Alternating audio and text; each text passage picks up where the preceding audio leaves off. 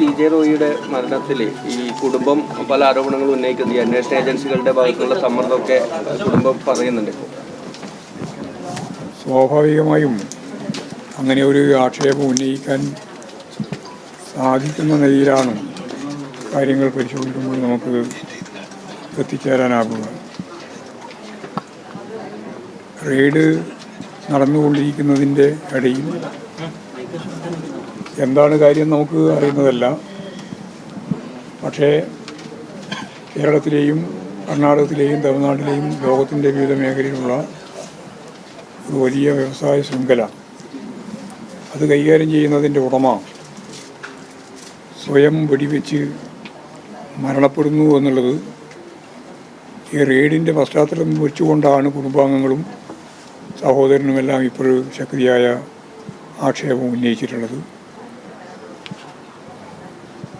മരിച്ചതിന് ശേഷവും ഏതാണ്ട് 1.5 മണിക്കൂറിലധികം സമയം റെയ്ഡ് തുടർന്നു എന്നാണ് പറയുന്നത്.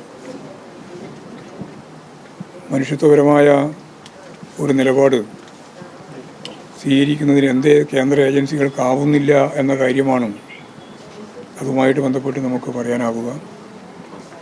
റെയ്ഡിൻ്റെ ഭാഗമായിട്ട് കണ്ടെത്തുന്ന ഏത് കാര്യമായാലും സ്വാഭാവികമായിട്ടും പരിഹരിക്കാൻ സാധിക്കുന്ന ഒന്നായിരിക്കും.